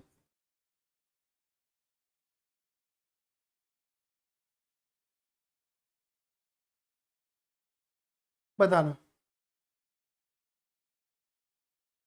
यहाँ पे देखना, दीदी की परचेस कितने पे थी? क्या ये माल बिक गया था? नहीं, क्योंकि बिका होता तो क्या बन जाता? ये सेल। सेल तो हुई नहीं है, ये माल क्या बनेगा? क्लोजिंग। लेकिन तुम ये क्लोजिंग आना तो 12 का चाहिए था, बट लिख कितने में तुम? सर अब बताओ डिफरेंस कितना आ रहा है? कहाँ पे इफेक्ट आ रहा है? डेबिट में आ रहा है नहीं आ रहा है? बोलो हाँ है ना? डेबिट में तो आ रहा है। बच क्या रहा है? 500। डिफरेंस तो डेबिट का बच रहा है। अरे हाँ है ना? और डेबिट का क्या? खर्चा, नुकसान। जैसे तुम वैल्यूएशन प्रिंसिपल लगाओगे ऑटोमेटिक ये रिकॉर्ड हो जाएगा। और तुमने यहाँ पे वैल्यूएशन प्रिंसिपल क्या लगाया? एलसीएम का रूल। एलसीएम रूल क्या है? लोअर, एल का मतलब लोअर ऑफ कॉस्ट और मार्केट प्राइस, सी का मतलब है कॉस्ट, एम का मतलब है मार्केट प्राइस। उस मार्केट प्राइस को आप एनआरवी कह देते हो। बोलो हाँ ये ना? तो कॉस्ट और NRV whichever is lower, जो अमाउंट कम होती है वो दिखा देते हैं। बोलो हाँ या ना? जैसे 12 का चीज 12.5 में बिकती तो कम कौन सा है? 12, तो 12 आया था। बोलो हाँ या ना? यही नहीं है? अगर ज्यादा पैसा मिल रहा होता है तो मतलब कॉस्ट कवर अप हो रही है तो कॉस्ट वैल्यू आ जाती है। कॉस्ट भी कवर अप नहीं हो रही है तो लो वाली वैल्यू आती है। आया समझ? जिससे लॉस स्टूडेंट्स फ्यूचर में आने वाला लॉस पहले रिकॉर्ड हो जाता है। कई बच्चे यहाँ पे फालतू के क्वेश्चन पूछ लेते हैं। मान लो ज्यादा का बिक गया, क्या दिक्कत हो गई? ज्यादा का बेच देना, बाद में ऑटोमेटिक प्रॉफिट रिवील हो जाएगा अगले साल। समझ गए ना? अभी तुम प्रूडेंस लगा रहे हो, क्लियर ही नहीं है? भाई ये लगाते होंगे, और कई बच्चे तो प्रैक्टिकल हो जाए, भाई ये प्रैक्टिकल ही लगाना, लगाते होंगे अगर प्रैक्टिकल। ये ऑब्वियसली बात है, देखो जो कंपनी डेप्थ में कैलकुलेशन कर रही है वो लगाती है, नहीं तो नॉर्मली कंपनियां नहीं लगाती है, वो कॉस्ट पे लिख देती है। वो 12 की चीज 12 में लिख देती है। मतलब कौन प्रूडेंस सोच के बैठ रहा है पहले तो, आप समझ रहे हो? वो 12 की चीज 12 में लिख देती है। सस्ता बिकेगा तो ऑटोमेटिक लॉस रिकॉर्ड हो जाएगा, महंगा बिकेगा तो ऑटोमेटिक प्रॉफिट रिकॉर्ड हो जाएगा। वो इस प्रिंसिपल पे काम कर नहीं रही। लेकिन जो कंपनी डेप्थ में काम करती है, एमएनसी स्पेशली, वो एक प्रिंसिपल्स फॉलो करती है, क्योंकि उनके पास इतना सेगमेंट, इतनी मैन पावर, इतना ह्यूमन रिसोर्स, इतनी स्किल्ड वर्कर होते हैं, उनको पैसा देती है वो इन चीजों को। आया से भी नहीं आया? क्लियर ही नहीं है? क्लियर है मेरी बात? अब देखो, तो वही लिखा है मैंने फिनिश उसके बारे में, as the principle value at lower of cost, lower of जो कम है, लोअर ऑफ कॉस्ट और NRV whichever is lower. मेरी बात क्लियर हो गई नहीं हो गई? अरे क्लियर है बेटा जी। चलिए now let's talk about what cost. Cost क्या होती है? तो देखो मैंने यहाँ पे लिखा है, मैंने यहाँ पे कॉस्ट का मीनिंग बता रखा है। कॉस्ट का मतलब क्या है, पढ़ो। परचेज कॉस्ट, ले माल कितने का पड़ा, ठीक है ना, मतलब डिस्काउंट विस्काउंट लेस करके टैक्सेस वगैरह लगा के। अच्छा टैक्सेस वही ऐड करना है जो तुम्हें रिफंड नहीं होंगे, जो टैक्स वापस मिल जाएगा तो कॉस्ट ही नहीं है तुम्हारी। वो एग्जाम्पल समझो ना, अगर मैंने बोला ये 12,000 का मेरा प्रिंटर आया, मैंने जीएसटी के बिल पे कटवाया अपनी कंपनी के नाम पे, तो ये कहने को 12,000 का प्रिंटर है, बट मेरे को ये 10,800 का पड़ रहा है, क्योंकि इसके अंदर 1,200 रुपये की तो क्या हो गई एक तरीके से एग्जाम्पल जीएसटी हो गई, जो मुझे रिफंड मिल जाएगी सरकार से, मैं घुमा लूंगा, रिवाइंड कर लूंगा इसे मैं। मेरी बात क्लियर हुई या नहीं हुई? तो मुझे तो 10,800 का पड़ा ना, तो कॉस्ट कितनी है मेरी 10,800। लेकिन अगर जीएसटी रिफंड ना मिले तो कॉस्ट कितनी लगी 12,000। सही बात ही नहीं है? मेरी जेब से जो मतलब जो पेन हो गया वो मेरा परचेज है, डिस्काउंट लेस करके टैक्सेस ऐड करके, टैक्सेस कौन सा है नॉन रिफंडेबल, रिफंड नहीं होंगे। आइए ना, सामान बाहर से मंगाया है, कस्टम ड्यूटी वगैरह लगी होंगी, इंपोर्ट टैक्सेस वगैरह लगे होंगे, कैरिज फ्रेट लगा होगा, सब ऐड करते। समझ गए? Conversion cost. कन्वर्जन कॉस्ट क्या होती है? कन्वर्जन कॉस्ट का मतलब होता है लेबर प्लस फैक्ट्री ओवरहेड। बोलो, labour plus factory overhead. Labour plus factory, पता है कन्वर्जन कॉस्ट क्या है? मुझे बताओ, चाय पत्ती से चाय अपना बन जाती है क्या? चाय पत्ती से चाय अपना बन जाती है क्या? नहीं। मतलब दो लोग, दो चीजों की रिक्वायरमेंट है। एक है labour which is your mummy, वो लेबर है टेक्निकली, उस नजर से देखो आप कि वो घर में एक ऐसे लेबर वाला वर्क कर रही है, वो चाय बना रही है, बिना उनकी चाय नहीं बनेगी। आए ना, तो लेबर का खर्चा बैठेगा। आए ना, मतलब फैक्ट्री की बात कर रहे थे, फैक्ट्री में लेबर काम करती है जो प्रोडक्ट बनाती है रॉ मटेरियल से। आगे ना, तो वो रॉ मटेरियल को फिनिश गुड्स में कन्वर्ट करने का काम कर रही नहीं कर रही है, तो लेबर क्या हो गई कन्वर्जन कॉस्ट। बोलो हाँ या ना? फिर चाय वाला एग्जांपल दोबारा लेते हैं कि मम्मी और चाय दोनों मिलकर चाय, चाय और मम्मी चाय, सॉरी चाय पत्ती और मम्मी चाय बन जाएगी? नहीं। गैस चाहिए, मशीनरी वर्क, फैक्ट्री एरिया चाहिए, दिस इज योर किचन। तुम्हारे घर का प्रोडक्शन हाउस क्या है? किचन। तुम्हारे घर में है प्रोडक्शन डिपार्टमेंट, किचन है वो, जब खाना बनता है। ये बात ही नहीं है, चिमनी जलती है, धुआं ना हो घर के अंदर, क्लियर ही नहीं है? गैस का खर्चा आता है, क्लियर ही है? इवन आपके जो चिमनी है या फिर जो गैस है उस पर डेप्रिसिएशन भी लग रहा है, एक समय के बाद खराब भी हो जाएंगी वो चीज़ें, नई चीज़ें आएंगी फिर। ये बात ही नहीं है? ऐसा बड़ी बड़ी फैक्ट्री में नहीं होता होगा? होता होगा। क्योंकि फैक्ट्री का खर्चा और लेबर का खर्चा इनको मिलाते हैं तो वो रॉ मटेरियल को कन्वर्ट करते हैं किसमें? फिनिश, उसे हम बोलते हैं कन्वर्जन कॉस्ट। मेरी बात क्लियर हो गई नहीं हो गई? अरे आया, ठीक। तो देखो मैंने इसे डिफाइन कर रखा है, देखो आज क्या लिखा है परचेज कॉस्ट के बारे में, मैंने क्या लिखा हुआ है? Purchase price plus duty and taxes plus freight inward, freight inward मतलब समझो माल को लाने का खर्चा, plus any expense directly attributable to the acquisition, मतलब कोई भी ऐसा खर्चा जो कि माल को परचेस करने से कनेक्टेड है, माइनस कोई डिस्काउंट मिल गया, कोई रिबेट मिल गई, कोई ड्यूटी ड्रॉबैक। ड्यूटी ड्रॉबैक वही होता है टैक्स को रिफंड कर देना, लेकिन थोड़ा अंतर होता है। ड्यूटी ड्रॉबैक का मतलब होता है सरकार ने टैक्स माफ कर दिया, सरकार तुम्हें टैक्स वापस कर देगी। आया से भी नहीं आया?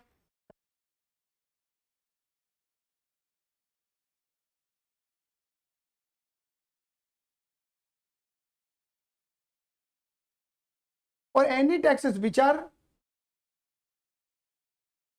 रिफंडेबल, विच आर रिफंडेबल, वो टैक्सेस को माइनस कर दो जो रिफंडेबल है, ये तो ऐड ही मत करो। और अगर ऐड कर दे तो क्या कर दो? माइनस कर दो अगर रिफंडेबल है, क्योंकि मैंने माइनस करा वो देख लो। कभी आपको क्या, आपने तो बोला नॉन रिफंडेबल टैक्स ले लें, रिफंडेबल टैक्स क्या करवा रहा है वो? माइनस। और पहले क्या करवा रहा है? टैक्सेस को ऐड। ये कह रहे हैं पहले टैक्सेस ऐड कर दो इस फॉर्मूले के अकॉर्डिंग, अगर नॉन रिफंडेबल है तो लेस मत करना, रिफंडेबल है तो लेस कर देना, बात तो वही बैठ रही है ना, बात कैसी कह लो अपनी। आया? कन्वर्जन कॉस्ट देख लो मैंने लिखा है direct labour and factory overhead, इसकी डीप कैलकुलेशन ऑब्वियसली बात है आप करोगे इंटर लेवल पे।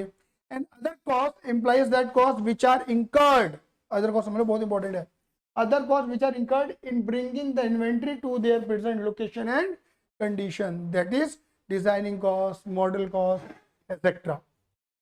कहने का मतलब क्या है कि जैसा तुम्हें इन्वेंट्री चाहिए और जिस जगह चाहिए, दो बातें बोलिए, प्रेजेंट, दो शब्द याद करो, लोकेशन एंड, जिस कंडीशन में चाहिए वो, जिस लोकेशन पे चाहिए वो, जी समझो, माल जिधर चाहिए वहां पर लाने में, और जिस कंडीशन में चाहिए उस कंडीशन में लाने में जो भी तुम खर्चा करोगे तो तुम्हारा अदर कॉस्ट कहला देगा। एग्जाम्पल में इन्होंने बोल दिया है लाइक मॉडल कॉस्ट या डिजाइनिंग कॉस्ट, क्लियर ही नहीं है। अब जैसे मैं आपको बताऊं, अब समझो बातों को, पहले तो अलग लेवल की मोल्डिंग चलती थी, अब तो इंजेक्शन मोल्डिंग चलती है, ठीक है ना। इंजेक्शन मोल्डिंग के अंदर क्या होता है कि प्लास्टिक के दाने को, आपने वो देखा है, आटा चक्की देखी होगी, आटा चक्की में इस काइंड ऑफ एक ऐसे कूपी काइंड ऑफ लगी होती है, कूपी होती है बड़ी सी, जिसमें गेहूं डाल देते हैं और फिर धीरे धीरे पिस्ता वो निकल जाता है, ऐसा होता ही नहीं होता है। ऐसे ही इंजेक्शन मोल्डिंग की बड़ी मशीन होती है, बड़ी छोटी हर तरह की मशीन आती है, इस डिपेंड ऑन कि आप कितना बड़ा प्रोडक्ट बना रहे हो। बड़ी मशीनों से बड़ा प्रोडक्ट बनता है, छोटी मशीनों से छोटा प्रोडक्ट बनता है, बात क्लियर होगी नहीं।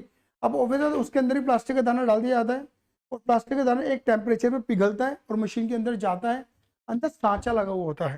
फॉर एग्जाम्पल कि अगर मान के चलो ये कैलकुलेटर है,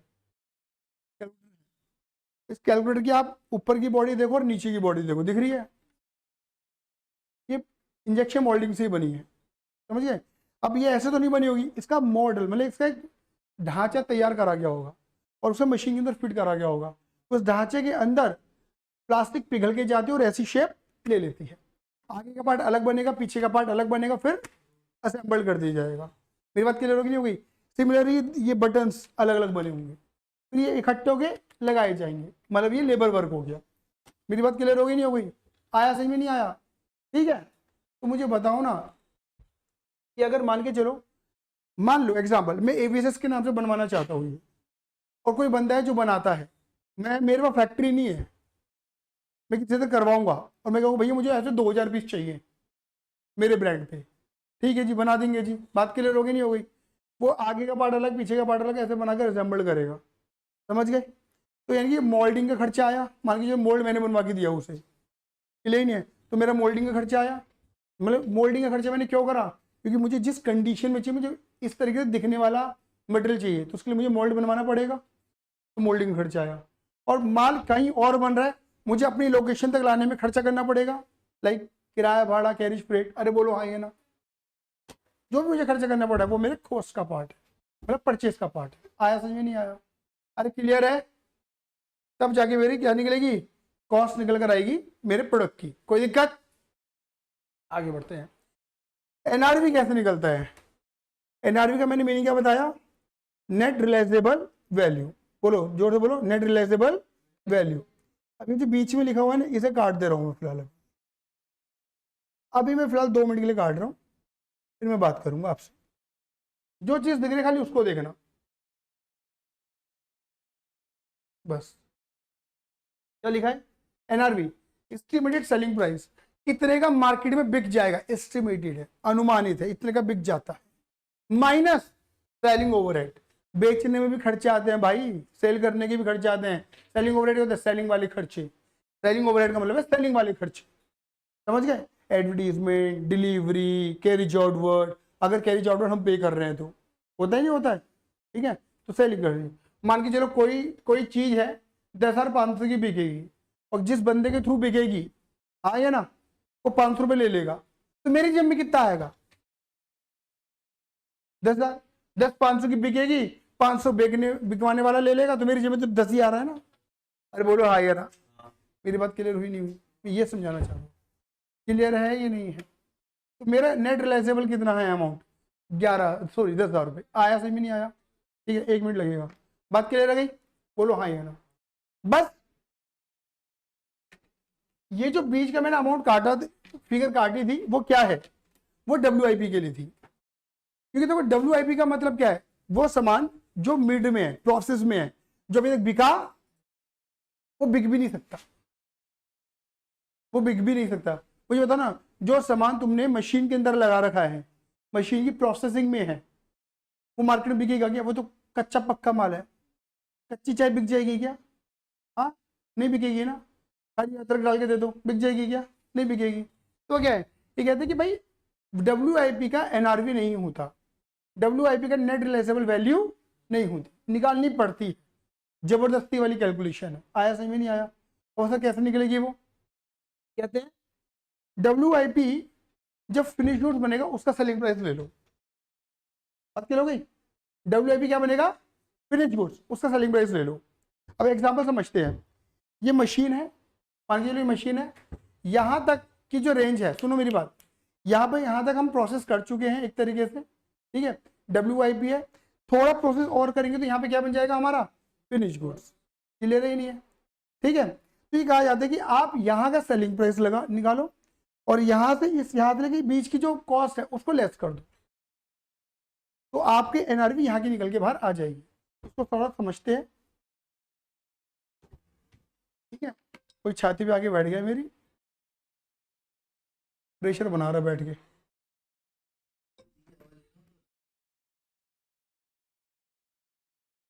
देखो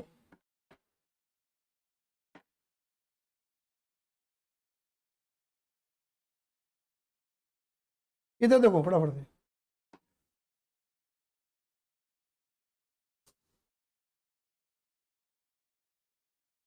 मान लो ये मशीन है, यहां से आप रॉ मटेरियल डालोगे और यहां से आपका फिनिश गुड्स बाहर आए। ये बात क्लियर दीदी?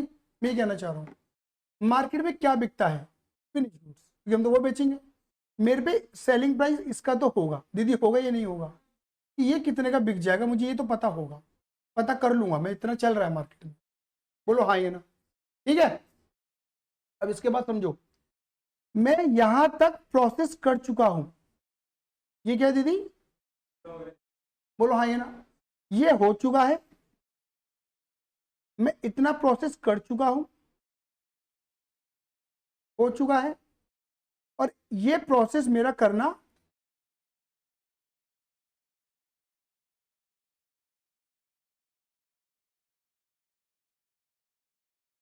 ये प्रोसेस करना मेरा बाकी है। सही कह रहा? बोलो हाँ या ना? अब मुझे पता है इस ये जो कच्चा पक्का माल है इसकी मार्केट में कोई वैल्यू, ये बिकने वाला नहीं है, लेकिन मुझे इसकी NRV निकालनी है ना बेटा। बोलो हाँ या ना? मैं यहां तक कितनी लागत लगा चुका हूं मुझे वो तो पता है, मतलब मुझे इसकी कॉस्ट तो पता होगी मैं कितनी लागत लगा चुका हूं, बट मुझे इसकी NRV नहीं पता होगी। ये वाली बात सबको डाइजेस्ट होती मेरी नहीं होती है। भाई आपने जो माल यहाँ तक बना दिया है उसकी आपको लागत तो पता है, NRV तो कहते हैं कि देखो ऐसा है, आप ये देखो कि ये माल जब फिनिश गुड्स बनता है यहाँ से यहाँ तक में, इसका सेलिंग प्राइस कितना है? मैं कहता हूँ 100 रुपये। कहते ये जो आपने ये जो प्रोसेस करना बाकी रह गया, ये यहाँ से यहाँ तक में कितने रुपए लगा दोगे? मैं कहूँगा मेरे 20 रुपये और लगेंगे। कहते वो माइनस कर दो, और कहते इस माल को बेचने में सेल करने में कितनी लागत लग जाती है? मैं कहता हूँ एक पीस को भी 10 रुपये लग जाते हैं। कितने निकल गया मेरा? 70। This is NRV।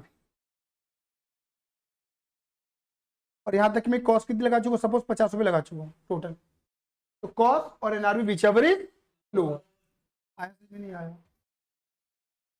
बोले फटाफट आएंगे ना? तो कुल मिला के हम पता क्या कर रहे हैं? मून वॉक कर रहे हैं माइकल जैक्सन की तरह। हम यहाँ पर हैं, हमारे पास NRV यहाँ की है। बोलो हाँ या ना? मुझे बस यहाँ तक की निकालनी है, तो मैं यहाँ से या पीछे जा रहा हूँ, इस 100 में से ये वाली कॉस्ट लेस कर दूंगा तो यहाँ की वो आ जाएगा सेलिंग प्राइस। आप समझ गए? ये कहना चाह रहा हूँ, बाकी तो चीज मैं लेस कर ही रहा हूँ। ये देखो मैंने लिखा हुआ है, अब पढ़ के देख लो क्या लिखा है? Estimated selling price minus estimated cost of, माल को कंप्लीट करने में कितनी लागत लग जाएगी। और देखो मैंने लिखा भी है इन केस ऑफ WIP, और कहीं लेते नहीं, WIP में लेते हैं माइनस सेलिंग ओवरहेड। आया समझ में नहीं आया? तो ये खाली मैंने बताया cost NRV which ever is lower का जो रूल है किसके लिए? फिनिश गुड्स और WIP के लिए। अगली क्लास में हम बात कर लेंगे अपने रॉ मटेरियल की और एक बार से रिकॉल कर लेंगे। क्लियर है? चलिए धन्यवाद बेटा, bye bye, see you, love you, जय हिंद, जय भारत।